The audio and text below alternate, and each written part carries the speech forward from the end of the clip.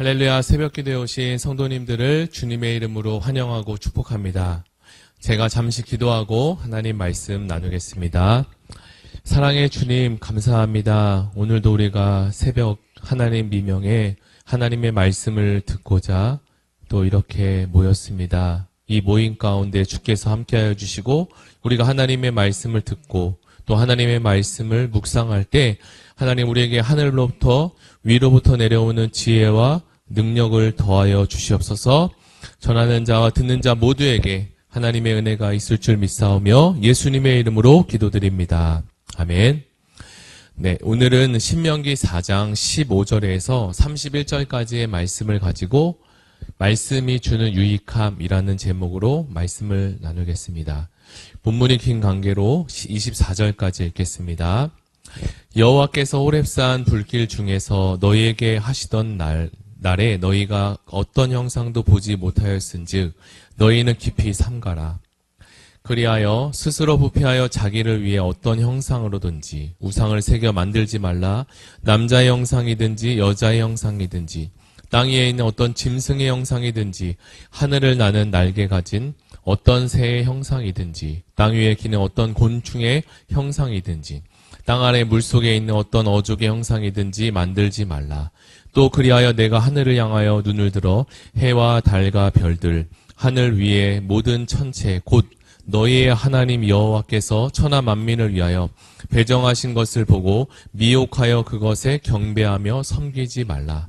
여호와께서 너희를 택하시고 너희를 새 풀무불 곧 애굽에서 인도하여 내사 자기 기업의 백성을 삼으신 것이 오늘과 같아도 여호와께서 너희로 말미암아 내게 진노하사 내게 요단을 건너지 못하며 내 하나님 여호와께서 내게 기업으로 주신 그 아름다운 땅에 들어가지 못하게 하리라 맹세하셨은즉 나는 이 땅에서 죽고 요단을 건너지 못하려니와 너희는 건너가서 그 아름다운 땅을 얻으리니 너희는 스스로 삼가 너희 하나님 여호와께서 너희와 세우신 언약을 잊지 말고 내 하나님 여호와께서 금하신 어떤 형상의 우상도 조각하지 말라. 내 하나님 여호와는 소멸하는 불이시오 질투하시는 하나님이시라. 아멘. 네, 신명기라는 책은 모세오경으로 불리는 5가지 책 중에 맨 마지막에 5번째에 해당되는 책입니다. 신명기라는 이름으로부터 살펴보면 다시 신이라는 한문과 명령하다의 명자를 사용하여 다시 거듭하여 명령하다라는 뜻을 가집니다. 즉 신명기는 백성들에게 새로운 이야기를 다시 들려주는 것이 아니라 이전에 했던 이야기를 다시 재차한다는 뜻을 가집니다. 그렇다면 왜 하나님은 또 이 이야기를 했던 이야기를 또다시 할 수 있느냐라고 우리는 질문을 할 수 있는데요. 그 이유는 지금 모세에게 이 이야기를 듣고 있는 백성들이 애굽에서 처음으로 출애굽했던 사람들이 아니라 모두 광야에서 새로 태어난 사람들이기 때문입니다. 이 사람들은 애굽에서 일어난 10가지 재앙의 그런 모습들, 놀라운 이적도 본 적이 없었고 홍해를 가르는 모습도 본 적이 없고 시내산에서 불과 구름 기둥을 그 가운데 임재하신 하나님도 본 적이 없었던 백성들이었습니다. 모세는 하나님의 이 놀라운 이적들을 경험하지 못했던 이스라엘과 헤어지기 전에 마지막으로 이전에 있었던 하나님이 하셨던 놀라운 일들과 명령들을 이스라엘 백성들에게 다시 한번 이야기함으로 기억하도록 그리고 지금까지 있던 하나님의 중요한 이야기들을 나열하고 있습니다. 그래서 신명기는 어떻게 보면 이스라엘 향한 모세의 마지막 유언과 같은 고별 설교라고도 볼 수 있습니다. 오늘 우리가 함께 읽은 이 본문은 하나님을 떠나서 다른 신을 섬기고 또 우상 만드는 일을 했을 때 어떤 결과가 찾아올지 그리고 율법을 지킬 때와 그리고 지키지 못할 때는 우리의 인생이 어떻게 되는지에 대해서 말씀을 하십니다.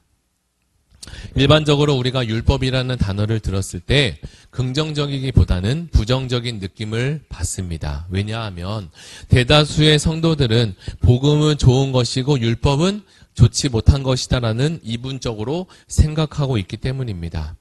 아마도 이러한 생각을 가지게 된 것은 율법으로 구원을 얻을 수 없고 오직 믿음으로만 구원을 얻을 수 있다라는 말씀을 듣고 자라선지라고 생각이 듭니다. 어떤 분들은 율법은 구약의 먼 이야기니까 그리고 오래되었으니까 지키지 않아도 된다. 이제는 구약 시대가 아니라 신약 시대다라고 이야기하는 분들도 보았습니다. 그러나 그것은 성경을 잘 몰라서 그렇게 이해하는 것입니다. 오히려 우리가 성경을 온전히 이해한다면 그런 생각을 가지지 않게 됩니다. 이처럼 복음과 율법은 이분법적으로 또는 상반된 것으로 보는 것이 아니라 오히려 복음과 율법은 상호 보완의 관계로 보아야 합니다.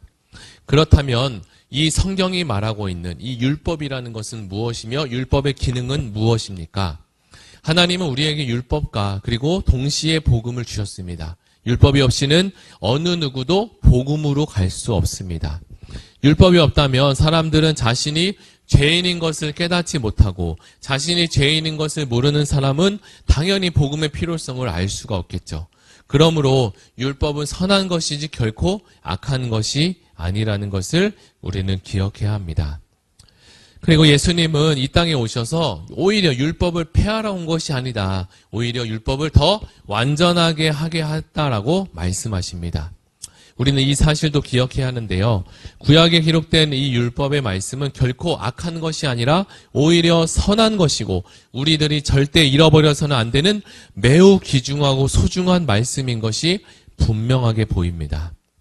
그렇다면 율법이 왜 이렇게 소중한 것일까? 이것을 좀 우리가 나눠보면 좋겠습니다. 왜 구약의 선지자들과 심지어 신약에 오신 예수님까지도 이 구약의 율법에 대해서 그렇게 많이 강조를 하고 계실까? 저는 그 이야기가, 그 이유가 바로 오늘 우리가 읽었던 신명기 4장에서 잘 드러내주고 있다라고 생각합니다. 그럼 신명기가 가르쳐주고 있는 이 율법의 중요성은 무엇일까를 우리가 듣기를 원합니다.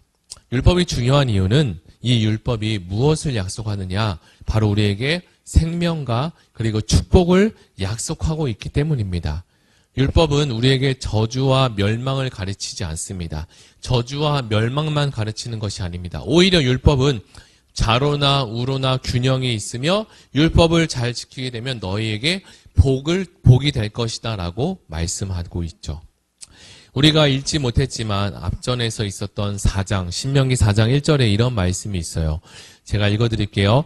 이스라엘아, 이제 내가 너희에게 가르치는 규례와 법도를 듣고 준행하라. 그리하면 너희가 살 것이요 너희 조상의 하나님 여호와께서 너희에게 주시는 땅에 들어가서 그것을 얻게 되리라.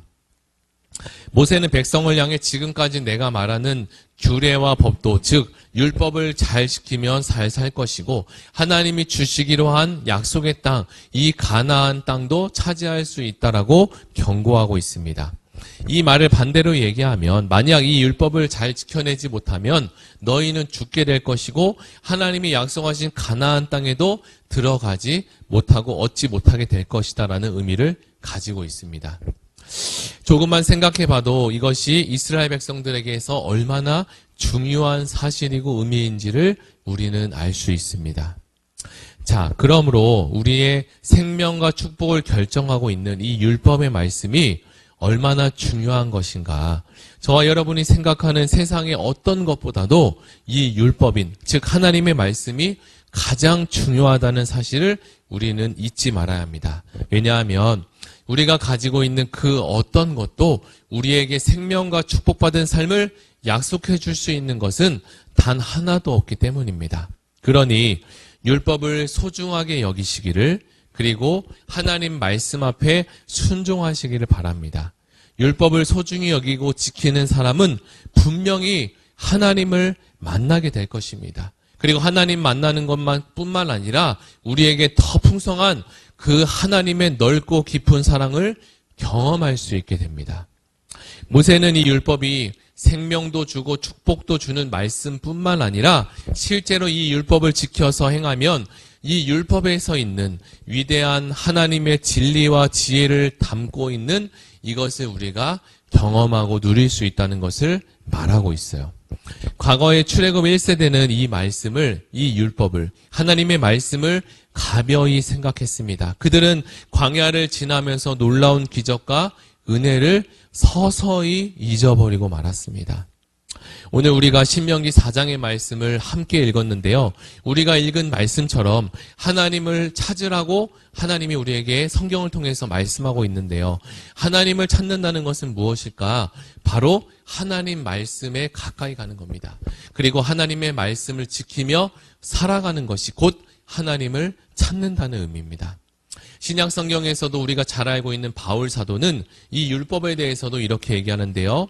모든 성경은, 모든 율법은 하나님의 감동으로 된 것으로 교훈과 책망과 바르게 함과 의로 교육하기에 유익하니 이는 하나님의 사람으로 온전하게 하며 모든 선한 일을 행할 능력을 갖추게 하려 함이라 라고 합니다.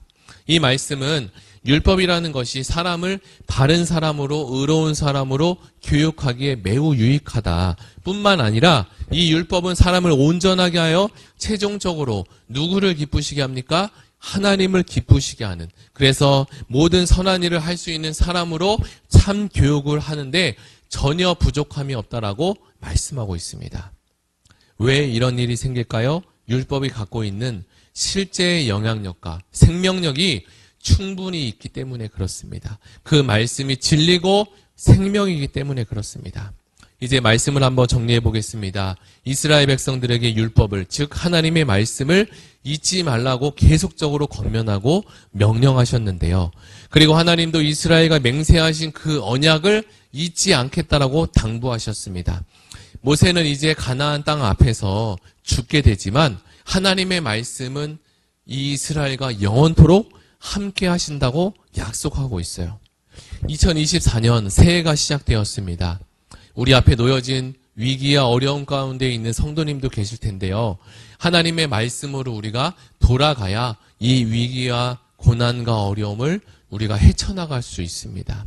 헤쳐나갈 수 있는 지혜와 힘과 능력을 하나님이 우리에게 부어주실 줄 믿습니다. 특별히 시편의 말씀은 우리의 믿음의 선진들이 어려움 속에 있을 때 수많은 성도들의 위로와 용기를 주었다고 합니다.